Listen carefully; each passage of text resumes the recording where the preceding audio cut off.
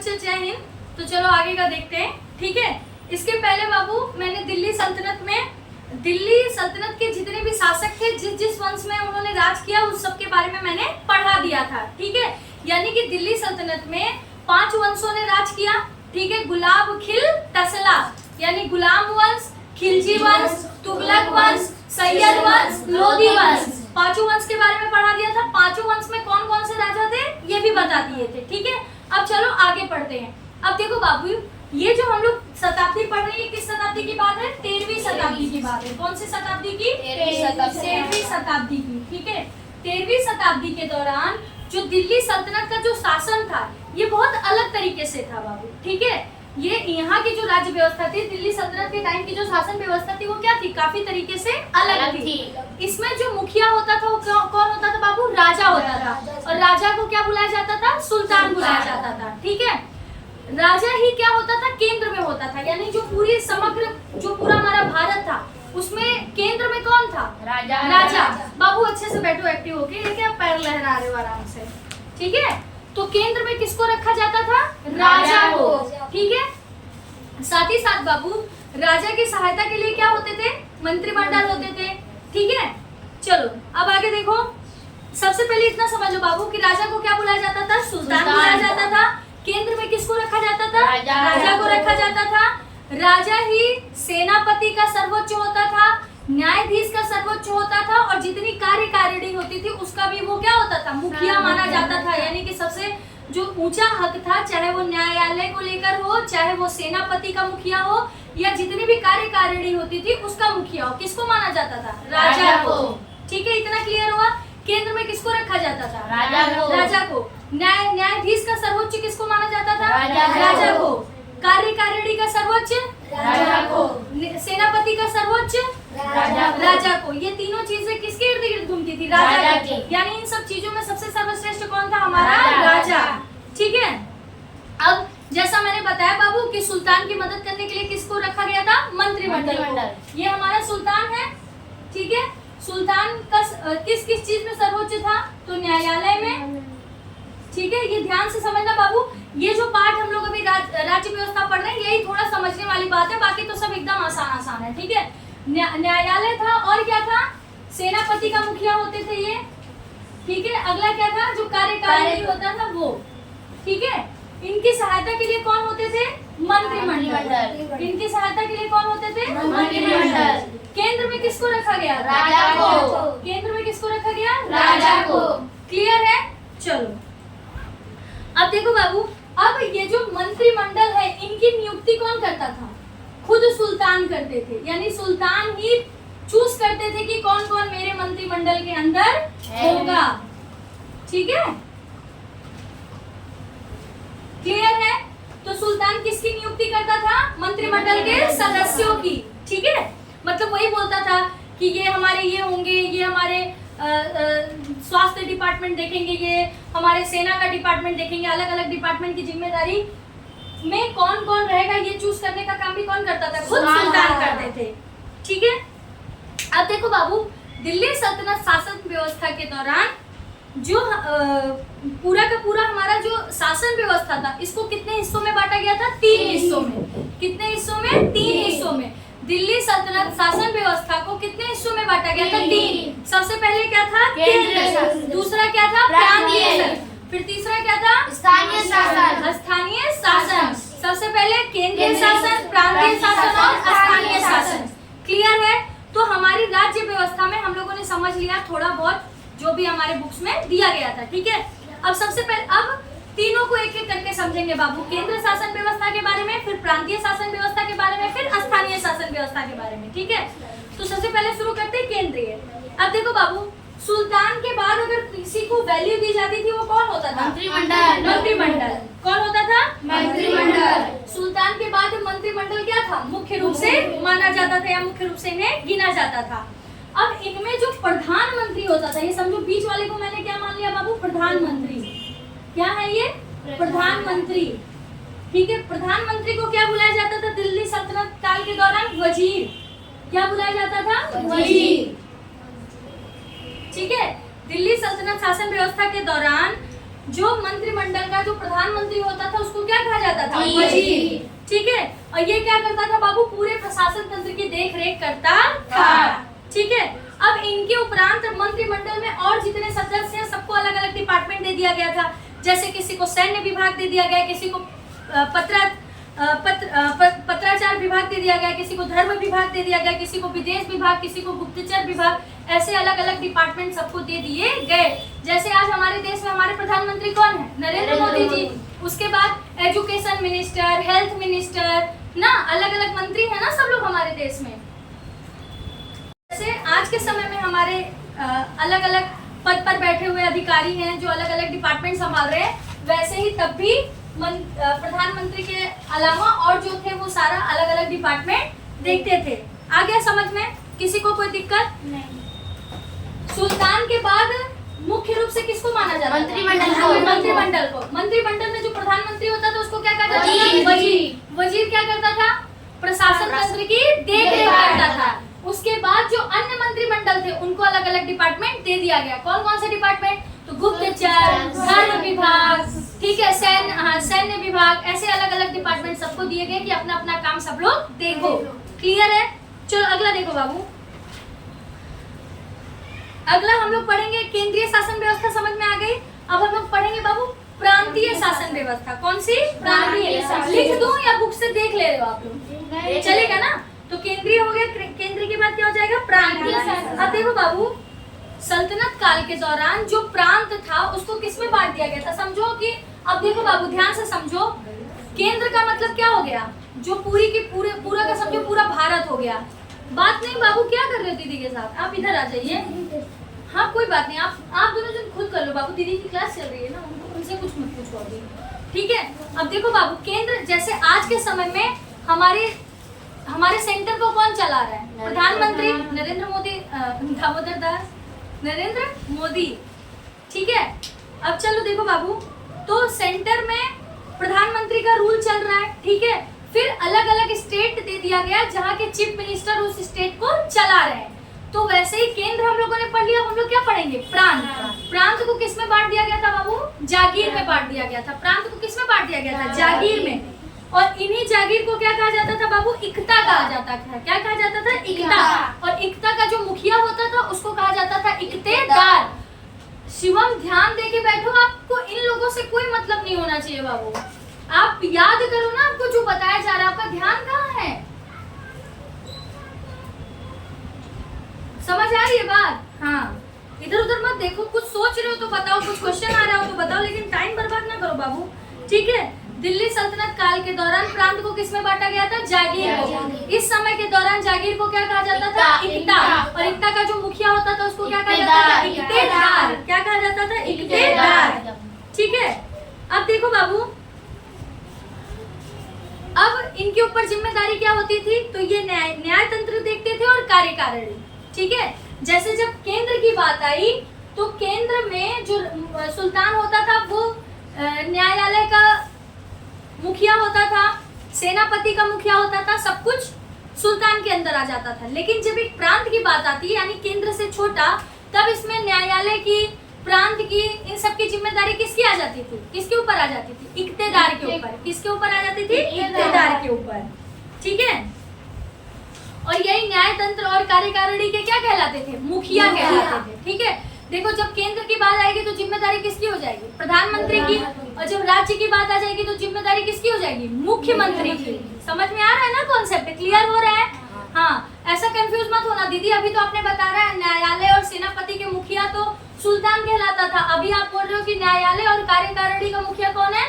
इक्तेदार। तो इक्तेदार कब न्यायालय और कार्यकारिणी का मुखिया कहलाएगा? प्रांत के अंदर। लेकिन केंद्र में कौन होगा? सुल्तान। केंद्र में कौन होगा? सुल्तान। क्लियर है? चलो अब देखो बाबू, अब इनके ये तो इस चीज के मुखिया होते थे। किसके बाबू? यहाँ कहाँ देख रहे हो? कार्यकारिणी के। और न्याय तंत्र का मुखिया कौन होता था? इक्तेदार होता था। अब लेकिन इक्तेदार को कुछ तो जिम्मेदारी दी जाएगी ना, कुछ तो कामकाज दिया जाएगा। तो इक्तेदार का दो काम होता था बाबू। एक तो उस प्रांत के जो जमीन होती थी उससे क्या वसूल करना? टैक्स वसूल करना। तो टैक्स को वसूल करने का काम करते थे। दूसरा, जब भी सुल्तान को सेना की आवश्यकता होती थी तो सेना उपलब्ध कराने का काम करते थे। क्लियर है? चलो अब देखो बाबू, अब हम लोगों ने 5 वंशों के बारे में पढ़ा, ठीक है? कौन कौन से? गुलाम वंश, तुगलक वंश, सैयद वंश और लोधी वंश। ठीक है। अलाउद्दीन खिलजी और मोहम्मद तुगलक के समय में जो इक्तेदार होते थे, सुल्तान खुद उन पर अपना ध्यान रखते थे। ध्यान रखने का मतलब है बाबू कि पूरे प्रांत की जिम्मेदारी किसके ऊपर होती थी? इक्तेदार के ऊपर होती थी। इक्तेदार टैक्स वसूल का काम करता था। युद्ध के टाइम पे अगर सेना उपलब्ध कराना होता था तो सेना उपलब्ध कराता था। तो कई ऐसे वंशों में इक्तेदार की पूरी जिम्मेदारी होती थी, इक्तेदार ही सब कुछ देखता था। लेकिन 2 ऐसे राजा हुए, 2 ऐसे सुल्तान हुए, यानी कि अलाउद्दीन खिलजी और मोहम्मद बिन तुगलक। ये खुद भी क्या करते थे? इक्तेदार के ऊपर निगरानी रखते थे कि कहीं ये कुछ गलत तो नहीं कर रहे हैं, ठीक है? तो वो भी अपनी जिम्मेदारी के अंदर में लिए रहते थे। तो प्रांतीय शासन समझ में आ गया। चलो अगला देखो बाबू, स्थानीय प्रशासन। स्थानीय यानी कि सबसे छोटे लेवल पे जो प्रशासन होता था वो कैसे होता था बाबू? तो प्रांत से सबसे नीचे की इकाई क्या है बाबू? जिला और तहसील। क्या कहलाता है? जिला और तहसील। जब हम गांव जाते हैं तो सबसे पहले हम कहाँ उतरते हैं? अपने जिला में, जो भी हमारा जिला होता है वहां पर। और उससे भी छोटी हमारी क्या होती है? तहसील। तो जिला और तहसील की जो देख रेख होता था वो किसके अंदर आ जाता था? स्थानीय प्रशासन के अंदर, ठीक है? अब देखो बाबू, जिला और तहसील में विभाजित किया जाता था, जिसे क्रमशः सिख और परगना कहा जाता था। क्वेश्चन आपसे पूछा जा सकता है, दिल्ली सल्तनत के दौरान जिला और तहसील को किस नाम से बुलाया जाता था? सिख और परगना। जिला को क्या कहा जाता था? सिख। और तहसील को क्या कहा जाता था? परगना। देखो बाबू, छोटा नाम का छोटा नाम, बड़ा नाम का बड़ा नाम। जिला छोटा सा है तो जिला का क्या हो जाएगा? सिख। और तहसील बड़ा है तो तहसील का हो जाएगा परगना। क्लियर है? तो चलो, जिला को क्या कहा जाता था? सिख। जिला को क्या कहा जाता था? सिख। ठीक है? अरे सिख। और क्या था बाबू? तहसील। तहसील को क्या कहा जाता था? परगना। तहसील को क्या कहा जाता था? परगना। क्लियर है?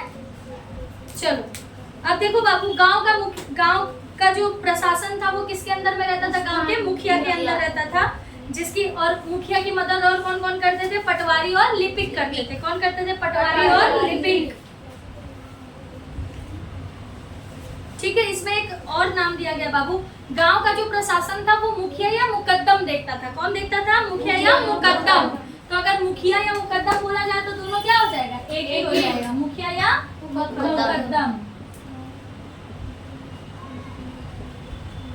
मुकद्दम, ठीक है?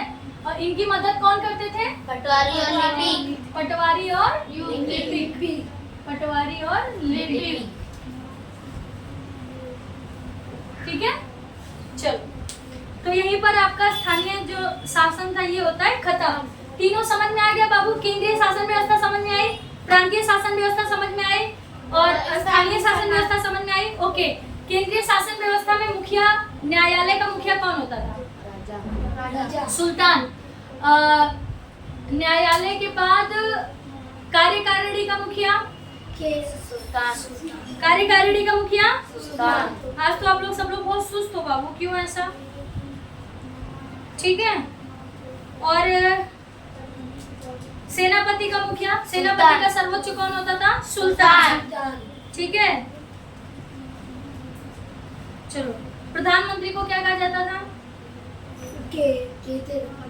प्रधानमंत्री को क्या कहा जाता था? वजीर। मंत्रिमंडल में प्रधानमंत्री को क्या कहा जाता था? वजीर। और प्रांत का जो मुखिया होता था वो क्या कहलाता था? इक्तेदार। प्रांत को किसमें बांटा गया था? जागीर में। जागीर को क्या कहा जाता था? इक्ता। और इक्ता का मुखिया इक्तेदार। इक्तेदार क्या करता था? टैक्स वसूल करने का काम करता था और राजा को सेना उपलब्ध करवाता था। और वो खुद किसका मुखिया होता था? तो न्यायालय का मुखिया होता था, यानी न्याय तंत्र का मुखिया होता था, और साथ ही साथ कार्यकारिणी का मुखिया कहलाता था। ठीक है? गांव स्थानीय लेवल का मुखिया कौन होता था? मतलब जो स्थानीय लेवल का जो प्रशासन तंत्र था उसको कौन देखता था? मुखिया या मुकद्दम। इनकी मदद कौन करते थे? पटवारी और लिपिक। क्लियर? चलो आगे बढ़ो। अब देखते बाबू, किला और अन्य निर्माण। क्या है? किला और अन्य निर्माण। इधर देखो बाबू, दिल्ली शासन व्यवस्था के दौरान बहुत सारे किला, मस्जिद, ठीक है, और हाँ बगीचा, दरवाजा, मीनार, किला, ये सारी चीजें बनवाई गई थी। अब कौन कौन से सुल्तान के समय में कौन कौन सी चीजें बनवाई गई वो समझते हैं। सबसे पहले समझते हैं बाबू, गुलाम वंश आया था। गुलाम वंश के संस्थापक कौन थे? कुतुबुद्दीन ऐबक। लेकिन वास्तविक संस्थापक किसको माना गया था? इल्तुतमिश को। क्यों? क्योंकि उन्होंने राजधानी सच में दिल्ली को बनाई, ठीक है। कुतुबुद्दीन ऐबक के दौरान राजधानी कहाँ थी? लाहौर में, ठीक है। और लेकिन जब इल्तुतमिश गद्दी पर बैठते हैं तो राजधानी किसको बना देते हैं? दिल्ली को। और हम लोग क्या पढ़ रहे हैं? दिल्ली सल्तनत पढ़ रहे हैं। इस वजह से उसको इल्तुतमिश को क्या माना जाता है? दिल्ली सल्तनत का वास्तविक संस्थापक, यानी कि जो असली संस्थापक था वो कौन था? इल्तुतमिश था, ठीक है। चलो इधर देखो बाबू, तो कुतुबुद्दीन ऐबक ने 2 मस्जिद बनवाए बाबू। कितने मस्जिद? 2 मस्जिद। पहली मस्जिद का नाम है कुव्वल उल इस्लाम। क्या नाम है? कुव्वल उल इस्लाम। और दूसरी मस्जिद इन्होंने बनाई 2.5 दिन का झोपड़ा। क्या बनवाया? 2.5 दिन का झोपड़ा। इधर देखो बाबू, कुतुबुद्दीन ऐबक ने 2 मस्जिद बनवाई, कुव्वल उल इस्लाम, कुव्वल उल इस्लाम, और दूसरी क्या बनाई बाबू? 2.5 दिन का झोपड़ा। हाँ बेटू, कुव्वत है उधर, कुव्वत नहीं। अच्छा कुव्वत, 1 मिनट। कुव्वत उल इस्लाम, फिर 2.5 दिन का झोपड़ा, ठीक है। थैंक यू बाबू। चलो 2.5 दिन का झोपड़ा, ये ता है बाबू, ठीक है, दिख रहा है ना सबको? कुव्वत उल इस्लाम। और दूसरा क्या है? 2.5 दिन का झोपड़ा। ये और दूसरा ये दोनों क्या थी? मस्जिद। जिसे किसने बनवाया था? कुतुबुद्दीन ऐबक ने। किसने बनवाया था? कुतुबुद्दीन ऐबक ने, ठीक है। अब अगला देखो बाबू, अब इन्होंने एक इमारत बनाई थी। क्या बनाई थी? इमारत। इमारत में इन्होंने क्या बनवाया था? तो कुतुब मीनार। क्या? कुतुब मीनार। कुतुब है कि कुतुब है? कुतुब मीनार। कुतुब मीनार। कुतुब मीनार है, वही तो कुतुब मीनार बोल रहा है। कुतुब मीनार, ठीक है। क्या बनवाया? कुतुब मीनार। कुतुब मीनार किसने बनवाया था? कुतुबुद्दीन ऐबक। कुतुब्बु, सही है ना? हाँ, कुतुब्बु,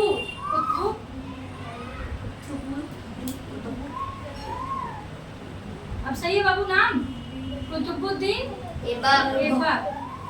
एक्चुअली क्या होता है ना बाबू, शुरू से ही हम लोग क्या होता है, जल्दी जल्दी नाम पढ़ने की वजह से ना एक्चुअल में जो सही प्रोनाउंसिएशन होता है ये करना ही क्या हो जाते हैं, भूल जाते हैं। कुछ भी जैसे जो इजी लगने लगता है, कुतुबुद्दीन, कुतुब्बु, अब हम लोगों की भी आदत क्या बनी, कुतुबुद्दीन ऐबक, जबकि एक्चुअल में है क्या, कुतुबुद्दीन ऐबक। कुतुब्बुक नहीं है, कुतुबुद्दीन ऐबक। का कहीं पर साउंड है ही नहीं, ठीक है।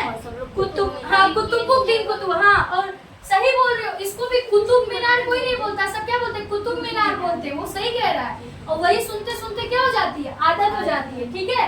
तो कुतुबुद्दीन ऐबक, कुतुबुद्दीन ऐबक ने मस्जिद बनवाया कौन कौन सा, कुव्वल उल इस्लाम, और कौन कौन से, कुव्वत उल इस्लाम, और दूसरी मस्जिद कौन सी थी, 2.5 दिन का झोपड़ा। फिर उन्होंने इमारत बनवाई, इमारत क्या थी, कुतुब मीनार। देखो बाबू, कुतुब मीनार का जब पहला मंजिल तैयार हो रहा था ना, वैसे कुतुबुद्दीन ऐबक की क्या हो जाती है, उसके बाद जो आगे का मंजिला होता है, इनके दामाद इल्तुतमिश उसको बनवाते हैं। कौन बनवाता है, इल्तुतमिश। आगे का कौन बनवाता है, इल्तुतमिश, ठीक है। और नीचे का पहला मंजिला कुतुबुद्दीन ऐबक। नाम याद हो गया कि नहीं सबको अब तक, ठीक है। पहला मंजिला किसने बनवाया था, कुतुबुद्दीन ऐबक। देखो इन्हीं के नाम से मीनार का नाम भी पढ़ा है, कुतुबुद्दीन और कुतुब मीनार। तो पहला मंजिला कुतुबुद्दीन ऐबक ने, बाकी का किसने बनवाया, इल्तुतमिश। किसने, इल्तुतमिश ने, ठीक है। अब देखो बाबू, ठीक है। तो अब याद रखना, इसी वजह से सारी की सारी कैटेगरी बनाते हुए चले जा रहे बाबू। कुतुबुद्दीन ऐबक ने मस्जिद में कौन कौन सी मस्जिद बनाई, कुव्वत उल इस्लाम, और 2.5 दिन का झोपड़ा। इमारत में कौन सी इमारत बनाई, कुतुब मीनार। कुतुब मीनार का कौन सा मंजिला, बाकी मंजिला किसने बनवाया? इल्तुतमिश ने। अब देखो बाबू, जब भी कोई इमारत, मस्जिद या मंदिर कुछ भी जब बनवाया जाता है ना बाबू, कई सालों बाद वो क्या होने लगता है? टूटने फूटने लगता है। तो मैंने आप लोगों को पहले चैप्टर में ही बता दिया था कि एसएस में अब आप लोग एक नया शब्द पढ़ोगे जिसको कहा जाता है जीर्णोद्वार। जीर्णोद्वार का मतलब होता है रिपेयरिंग करवाना। क्या करवाना? रिपेयरिंग करवाना। तो आगे और दो राजा थे, उन्होंने इस कुतुब मीनार का क्या करवाया? जीर्णोद्वार कराया, यानी जो टूटा फूटा था उसको क्या करवाया? रिपेयर करवाया। किन्होंने करवाया? तो फिरोज शाह तुगलक और सिकंदर लोदी ने। फिरोज शाह तुगलक कौन थे? मोहम्मद बिन तुगलक के चचेरे भाई। ठीक है, तो इन्होंने और लोदी वंश में एक अंत में एक राजा आए थे जिनका नाम था सिकंदर लोदी। उन दोनों राजाओं ने इसका क्या करवाया था? जीर्णोद्वार करवाया था। ठीक है, याद हो गया? कुतुबुद्दीन ऐबक द्वारा बनाई सारी चीजें याद हो गई? हाँ। ठीक है, चलो अब आगे देखते हैं। अब देखो बाबू, 2.5 दिन का झोपड़ा के बारे में आप लोगों को बताएं। 2.5 दिन का झोपड़ा जो है ना, वो एक मस्जिद था। ठीक है, वो मस्जिद पूरी तरीके से क्या हो गई थी? टूटी फूटी थी। तो कुतुबुद्दीन ऐबक ने क्या किया? वहां गए और 2.5 दिन के अंदर पूरा काम काज करके उसको पाठशाला बनवा दिया। यानी कि वो जो बच्चे पढ़ते नहीं हैं, वो पढ़ने वाली जगह को क्या कहा जाता है? पुस्तकालय नहीं, विद्यालय नहीं बाबू, ये तो उसमें जो मुस्लिम समुदाय में जहाँ पर जाके पढ़ा जाता है उसको कुछ कहते हैं। हाँ, मस्जिद जी। नहीं, मुहल्लम बोलते हैं। अरे वो रिकॉल नहीं हो रहा है। मुहर्रम नहीं, वो तो त्योहार होता है बाबू। अरे जहाँ, जैसे हमारे स्कूल इंग्लिश में स्कूल हो गया, हिंदी में विद्यालय हो गया, उर्दू में जहाँ पे पढ़ा जाता है उसको क्या कहा जाता है? राजू होता तो बता देता। कुछ है जहाँ पे मुस्लिम? मदरसा नहीं, मदरसा में तो क्रिश्चियन बच्चे जाते हैं। क्या कहा जाता है? एग्जैक्ट वर्ड याद नहीं आ रहा बाबू। हाँ, कुछ तो होता है, मदरसा ही कहते हैं क्या? जैसे वहाँ पे ऐसे सब घर बनते लाइन से ऐसे। अरे दीदी गूगल की सर। अरे नहीं, ठीक है, बाद में बता देंगे। अब कहाँ गूगल, मोबाइल थोड़ी ना है गूगल में सर्च करेंगे। चलो इधर देखो। तो फिर उन्होंने क्या कर दिया कि क्या कहते हैं, पढ़ने की एक व्यवस्था, एक जगह बना दी। कुछ भी नाम होगा, क्या फर्क पड़ता है? स्कूल ही समझ लो। उन्होंने क्या कर दिया? एक पाठशाला का निर्माण करवाया, जो कि कितने दिन के अंदर तैयार हुआ? 2.5 दिन के अंदर। तो 2.5 दिन का झोपड़ा कोई बहुत वो नहीं है, बस एक टूटी फूटी जगह थी, एक मस्जिद थी जिसको उन्होंने रिपेयर करवा के अच्छे से 2.5 दिन के अंदर बनवा के क्या बनवा दिया? पाठशाला, जहाँ पर लड़कियां जाकर एजुकेशन लेती थी। लड़कियां मतलब थोड़ा सा सामाजिक तौर पर उन्होंने काम किया। ठीक है, आ गया समझ में? क्लियर है? यस दीदी। कोई डाउट नहीं। चलो आगे देखो बाबू। अब देखो बाबू, जो 2.5 दिन का झोपड़ा ये कहाँ पर है? अजमेर में। 2.5 दिन का झोपड़ा कहाँ है? अजमेर में। अजमेर कहाँ है? राजस्थान राजस्थान में। में। अजमेर कहाँ है? राजस्थान में। यानी कि 2.5 दिन का झोपड़ा कहाँ मिलेगा? अजमेर, यानी कि राजस्थान में। कुतुब मीनार दिल्ली में। कुव्वतुल इस्लाम दिल्ली में। कुव्वतुल इस्लाम दिल्ली में। कुतुब मीनार दिल्ली में। 2.5 दिन का झोपड़ा अजमेर में। अजमेर कहाँ है? राजस्थान में। ठीक है, तो कुतुबुद्दीन ऐबक द्वारा बनाई सारी चीजें खत्म होती हैं। अब आते हैं इल्तुतमिश पे। इल्तुतमिश ने क्या किया था बाबू? एक तो कुतुब मीनार का आगे का मंजिला बनवाया था, ठीक है, और साथ ही साथ इन्होंने बाबू हौज ए सम्मी ईदगाह जामा मस्जिद का निर्माण करवाया था। इसमें मेन याद करना, जामा मस्जिद। जामा मस्जिद किसने बनवाया था? इल्तुतमिश ने।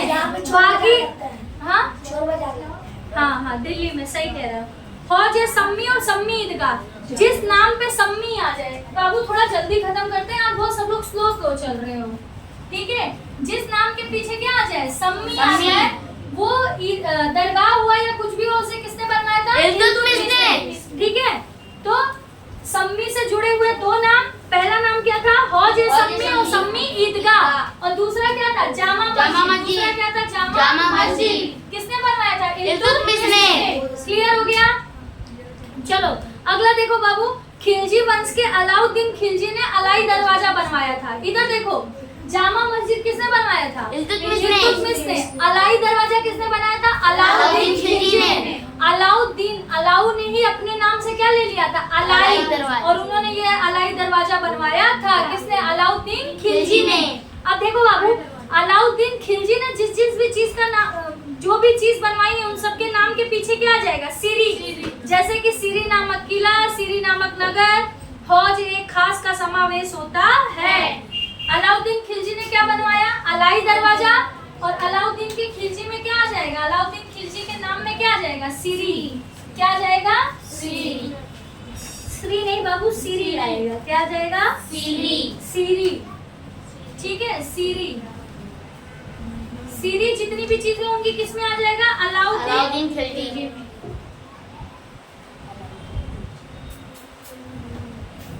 अलाउद्दीन में आ जाएगा। और जामा सम्मी ये इल्तुतमिश में। इल्तुतमिश में। क्लियर है? ठीक है, जब भी बोल देगा जामा मस्जिद इल्तुतमिश, सम्मी से जुड़े हुए, सम्मी का मतलब क्या रहता है? हौज सम्मी, मतलब सम्मी जिसका नाम आ जाएगा इल्तुतमिश। और अलाउद्दीन दरवाजा, अलाउद्दीन ने क्या क्या किया था? अलाई दरवाजा और सीरी। सीरी से जुड़े हुए जो नाम आ जाएगा वो कौन बनवाया था? अलाउद्दीन खिलजी ने। ठीक है, चलो आगे देखो बाबू।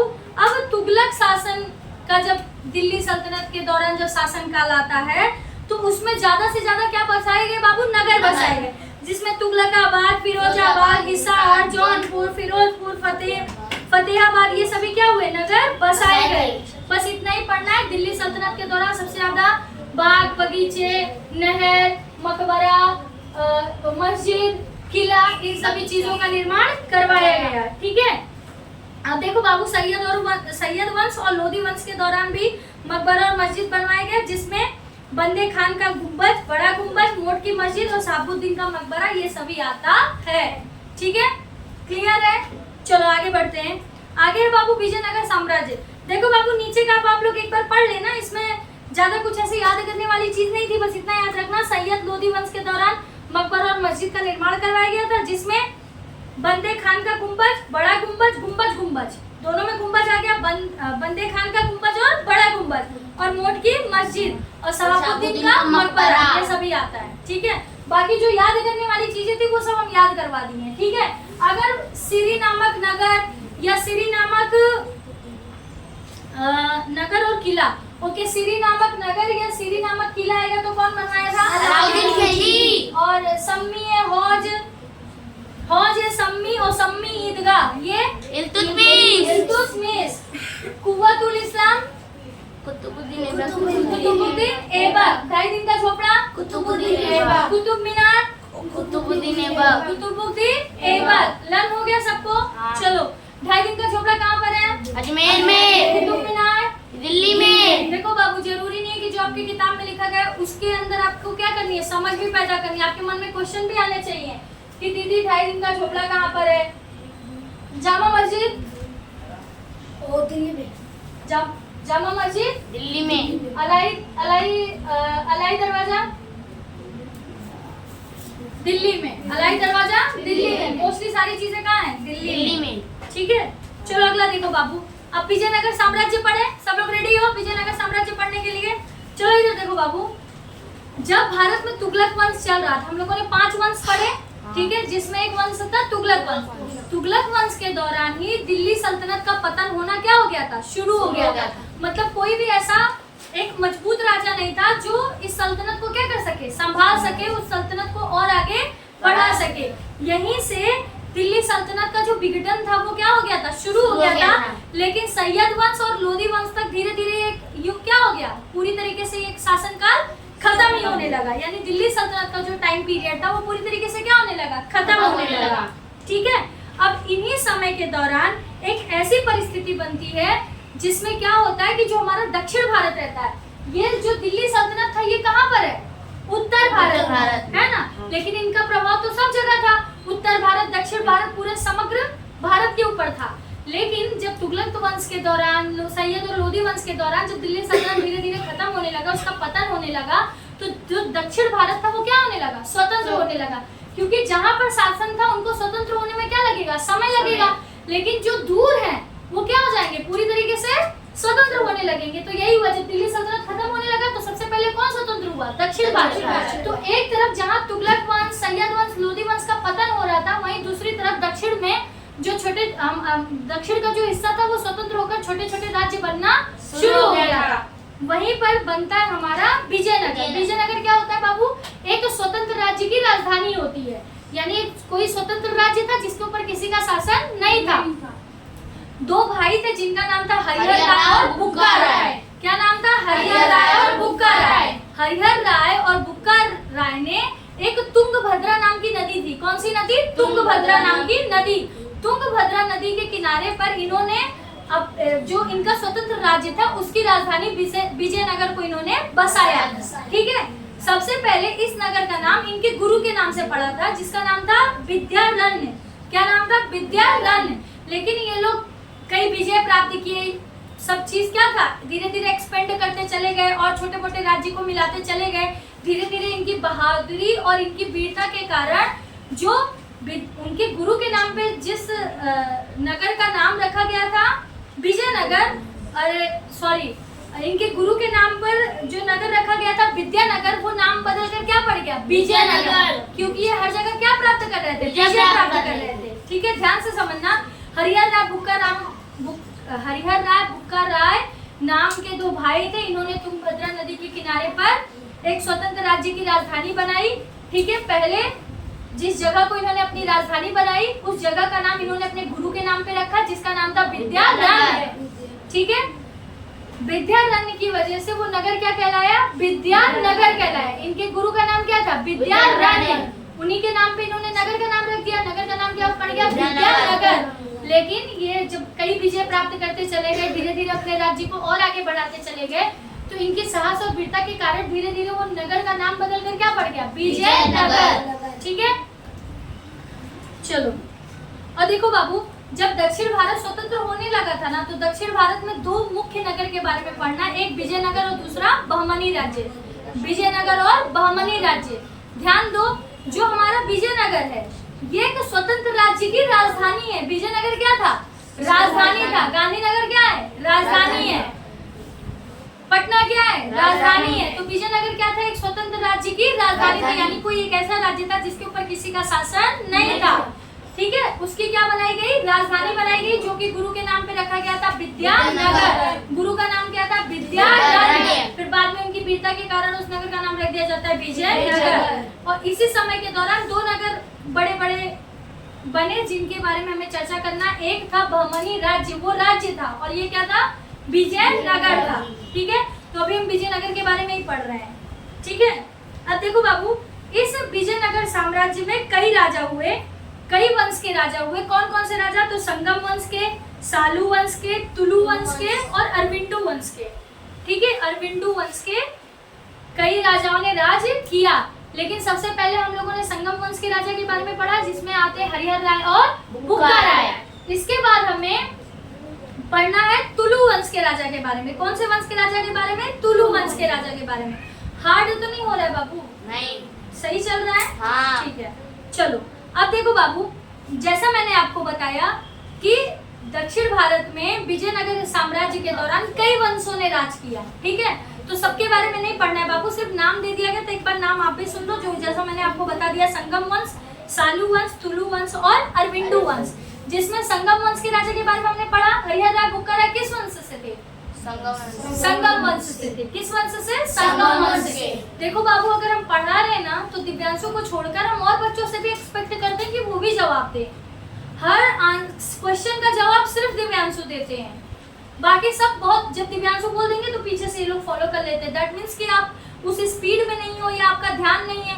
और आप लोगों को देखकर लग भी तो रहा है कि आप लोग कितने इनएक्टिव बैठे हुए, वो भी तो सोचो ना। तो आपका बुक पे फोकस है ना, तो जो मैं बता रही हूँ उस चीज पर ध्यान है। आप और भी बच्चे जवाब देते हो ना, लगे कि हाँ वो भी बच्चा ध्यान दे रहा है, उसको भी आ रहा है, उसको भी आ रहा है, उसको भी आ रहा है। सिर्फ दिव्यांशु एक वो है कि उन्हीं वही पढ़ने के लिए बैठा है। आप लोग खुद बताओ ना, अगर हम गलत कह रहे हो तो। दिव्यांशु को छोड़ के कोई जवाब देता है? नहीं। तो क्यों ऐसा? बुक तो सबके पास है, सब खोल कर बैठे हो, हम बता भी रहे हैं, याद भी करवा रहे हैं, उसके बावजूद ये हाल है कि आप अपना 100% नहीं दे पा रहे हो।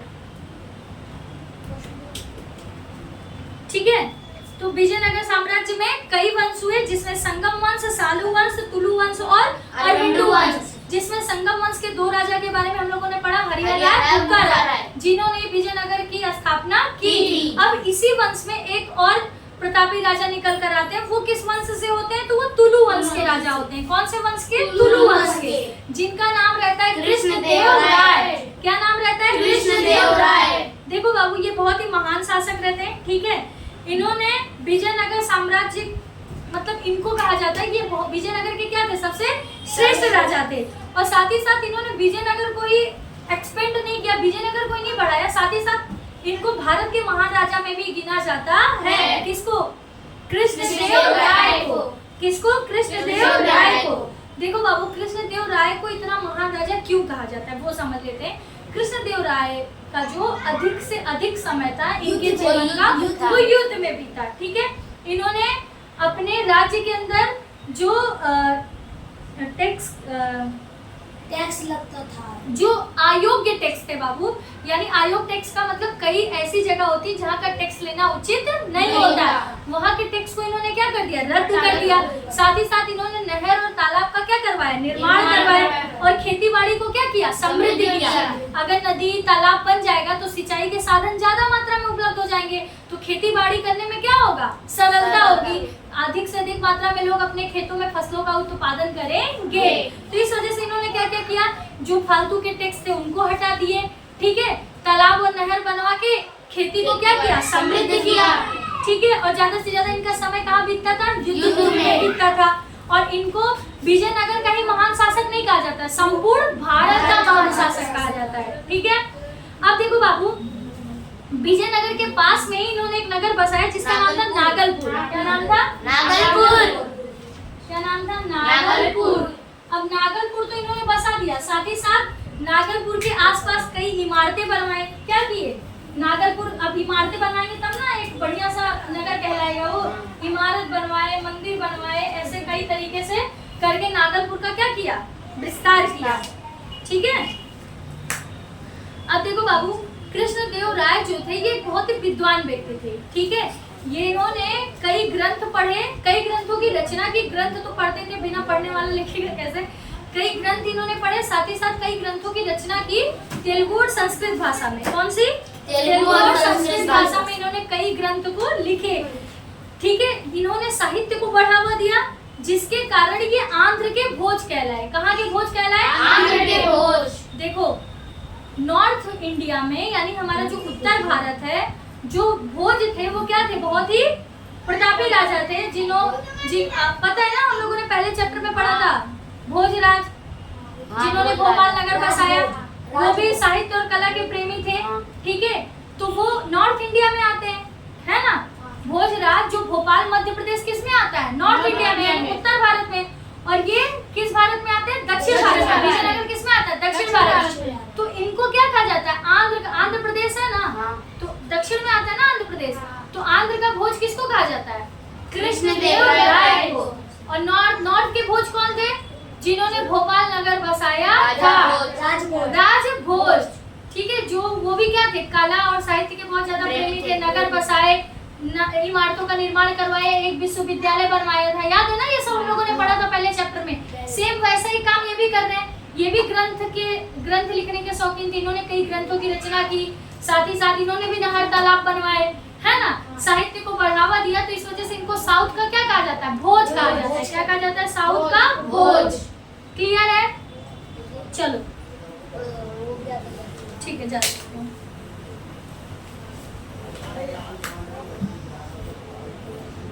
क्या कर सकते हैं बाबू, ठीक है।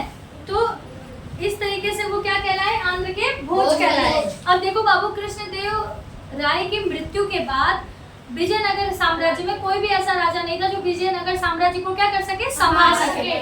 तो मुस्लिम सत्ता का कई बार आक्रमण हुआ, जिस दौरान धीरे धीरे विजयनगर जो है वो समाप्त होता चला गया।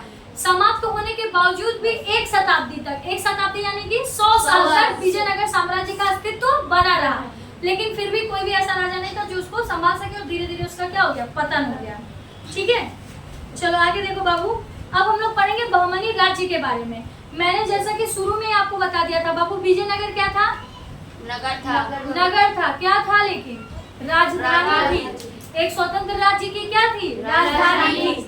लेकिन बहमनी क्या था? खुद एक राज्य था। जैसे कि गुजरात राज्य, और गुजरात राज्य की राजधानी गांधीनगर। तो समझो विजयनगर क्या था? एक राजधानी थी। तो विजयनगर के बारे में हमने पढ़ा। अब हम लोग बहमनी राज्य के बारे में पढ़ेंगे। ये अपने आप में क्या था? एक स्वतंत्र राज्य था, क्लियर है?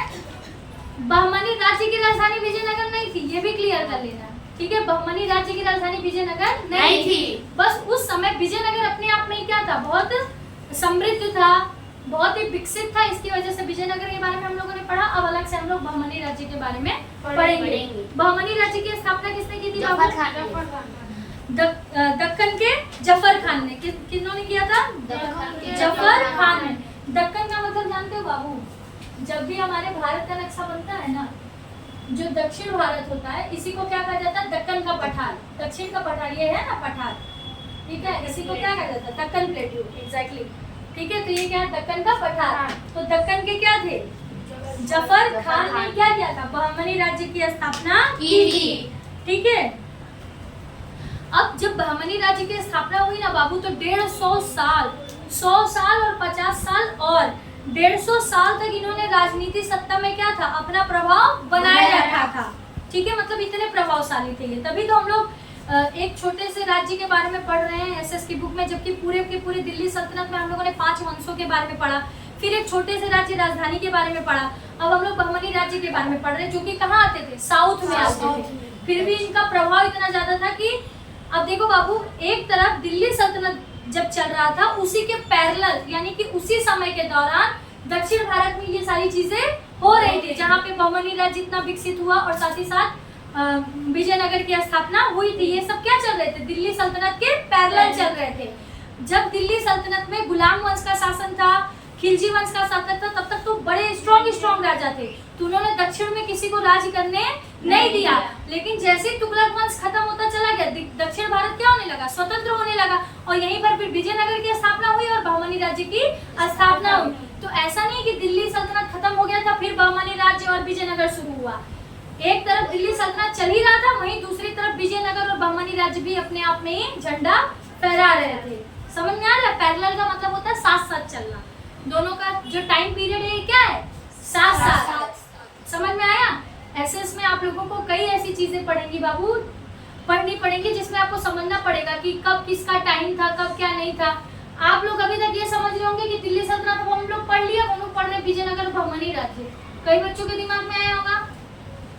नहीं आया, दिमाग में ही नहीं आया, यानी कि आप लोग क्यूरियस ही नहीं हो रहे बाबू कुछ भी जानने के लिए।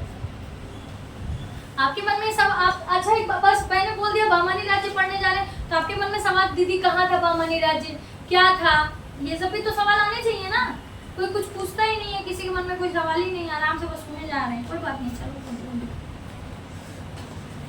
चलो अगला देखो, तो आ गया समझ में जो मैंने बताया। दिल्ली सल्तनत के पैरेलल में 2 राज्य के नाम बताओ जो चल रहे थे। एक विजयनगर था और दूसरा बहमनी राज्य। विजयनगर कोई राज्य नहीं था, वो क्या थी? एक राजधानी थी, ठीक है? तो विजयनगर और बहमनी राज्य किसके पैरेलल में चल रहे थे? दिल्ली सल्तनत के पैरेलल में चल रहे थे। लेकिन कब ये विकसित हुए? तुगलक वंश के बाद। जब तुगलक वंश उधर पतन होने लगा, कोई भी ऐसा राजा नहीं था जो पूरे भारत को एक साथ संभाल सके। तो क्योंकि दिल्ली यहाँ पर है, तो दिल्ली का जो प्रभाव रहेगा आजू बाजू इतनी जल्दी नहीं ना खत्म होगा, लेकिन जो दक्षिण भारत था वो धीरे धीरे क्या हो गया? खत्म होने लगा। तो यहीं पर विजयनगर और बहमनी राज्य बनना शुरू हो गया, ठीक है? चलो अगला देखो बाबू, ठीक है? तो बहमनी राज्य की स्थापना किसने की थी? जफर खान ने की थी। 1.5 शताब्दी तक बहमनी राज्य ने राजनीतिक सत्ता पे अपना प्रभाव बनाए रखा था, ठीक है? जफर खान ने एक उपाधि धारण की जिसका नाम था अलाउद्दीन बहमन शाह। क्या नाम था? अलाउद्दीन बहमन शाह, ठीक है? ये तो वाकई सेम नाम है, अलाउद्दीन खिलजी। और हाँ, अलाउद्दीन खिलजी, बस खिलजी हटा देना, इसमें बहमन शाह, क्योंकि इन्होंने किस राज्य की स्थापना की थी? बहमनी की। और बहमन के क्या थे? शाह थे, यानी कि राजा थे, जिसकी वजह से इन्होंने नाम क्या रख लिया? अलाउद्दीन बहमन शाह, यानी कि बहमनी का शाह, बहमनी का राजा। समझ रहे हो ना? नाम पूरा मिल गया ना? बहमनी राज्य, तो अलाउद्दीन बहमन शाह। चलो आगे देखो बाबू, अब जो विजयनगर कह रहे बाबू, जो बहमनी राज्य था ये क्या था? स्वतंत्र था, इस पे कोई राजा तो राज कर नहीं रहा था। इसकी स्थापना किसने की? जफर खान ने की। इन्होंने क्या किया? एक राजधानी, इन्होंने अपने राज्य की राजधानी किसको बनाई? गुलमर्ग को। किसको बनाया? गुलमर्ग को। और साथ ही साथ कई प्रदेशों को अपने राज्य के अंदर जोड़ा इन्होंने, ठीक है? अब यहाँ पर सिर्फ इतना ही पढ़ना है बाबू। बहमनी राज्य की स्थापना किसने की? जफर खान ने। उन्होंने एक उपाधि धारण की जिसका नाम था अलाउद्दीन मेहमान शाह, ठीक है। और इन्होंने राजधानी किसको बनाया था? गुलबर्गा को। अब अगला राजा आता है जिसका नाम रहता है अहमद शाह और मोहम्मद शाह तृतीय। क्या नाम था? अहमद शाह और मोहम्मद शाह तृतीय। इनका भी बहमनी राज्य में उल्लेखनीय वर्णन सुनने को मिलता है। अब देखो बाबू, जो अहमद शाह थे इन्होंने एक ही काम किया, जो राजधानी गुलबर्गा थी उसको कहाँ पर शिफ्ट कर देते हैं? बीडर। कहाँ शिफ्ट कर देते हैं? बीडर। और इन्होंने कई इमारतों का निर्माण करवाया, ठीक है। जफर खान के बाद और कौन दो राजा आते हैं? अहमद शाह और मोहम्मद शाह तृतीय। अहमद शाह ने क्या किया था? राजधानी गुलबर्गा को बीडर रख दिया था और कई इमारतों का निर्माण, हाँ, और साथ ही साथ इमारतों का निर्माण करवाया था।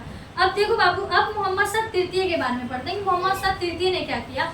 तो मोहम्मद शाह तृतीय के एक वजीर थे, वजीर यानी इनके मंत्री थे, जिनका नाम था महमूद गवा। महमूद गवा बहुत ही समझदार था, बहुत ही समझदार वजीर था। इन्होंने क्या किया? प्रशासनिक तंत्र की रचना की, जो कि बहुत समक्ष रूप से क्या थी? एकदम वेल डू थी, यानी बहुत अच्छे तरीके से इन्होंने प्रशासन तंत्र की रचना की। और इनके समय में, महमूद शाह तृतीय के समय में जो बहमनी राज्य था वो क्या था? पूरी तरीके से मजबूत था, ठीक है। अब महमूद शाह तृतीय के बारे में यहीं तक पढ़ना था, ठीक है। जफर खान के बाद दो राजा हुए, अहमद शाह और महमूद शाह तृतीय। अहमद शाह ने गुलबर्गा से राजधानी बीडर ले आए, ठीक है। और मोहम्मद शाह तृतीय के एक वजीर थे जिनका नाम था महमूद गवा। इन्होंने एक बहुत ही स्ट्रॉन्ग प्रशासन तंत्र की रचना की। इनके समय में जो बहमनी राज्य था वो क्या था? पूरी तरीके से मजबूत था। उसके बाद हम लोग पढ़ेंगे महमूद शाह बहमनी द्वितीय। क्या किनके बारे में पढ़ेंगे? महमूद शाह बहमनी द्वितीय, ठीक है। अब इनके एक वजीर थे बाबू जिनका नाम था कासिम बरीद। ये एकदम बेकार थे, इनके आते ही पूरा साम्राज्य डूब गया और साम्राज्य का पूरी तरीके से पतन हो गया। पतन होने के बाद जो बहमनी राज्य था वो 5 छोटे टुकड़ों में बटा। बहमनी राज्य कितने टुकड़ों में बट गया? 5 छोटे टुकड़ों में। बहमनी राज्य के क्या हो गए? 5 छोटे टुकड़े हो गए। कौन कौन से टुकड़े हुए? बीजापुर, अहमदनगर, गोलकुंडा, दीदी थोड़ा कर गोलकुंडा,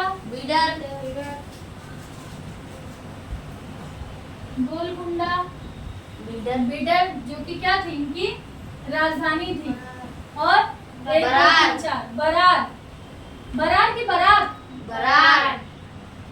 बरार। ऐसे 5 राज्यों में टूट कर बहमनी राज्य क्या हो गया? बट गया और बहमनी राज्य का पतन हो जाता है। क्लियर है? देखो बाबू, ब से 3 नाम है, बीजापुर, बीडर और बरार। और गोलकुंडा और अहमदनगर। बीजापुर, बीडर और बरार। बीजापुर, बीडर और बरार। अहमदनगर और गोलकुंडा।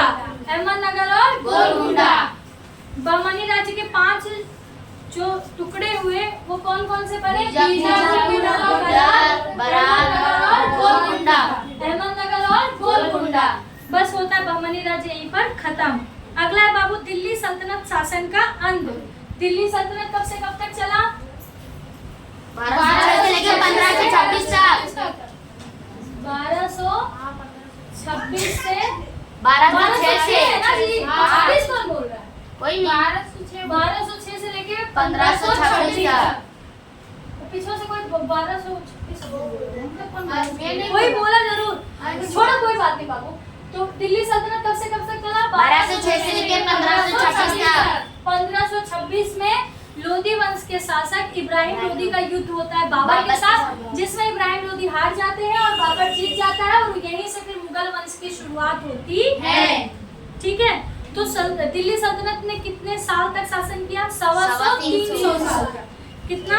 350 साल तक, ठीक है। अब देखो बाबू, दिल्ली सल्तनत के दौरान हम लोगों ने देखा कई प्रतापी और वीर राजा भी हुए, यानी सुल्तान हुए, और कई बहुत निर्बल और कमजोर राजा भी हुए।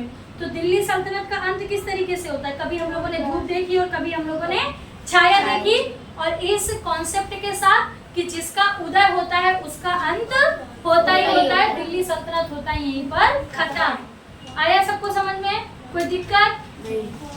बंद कर।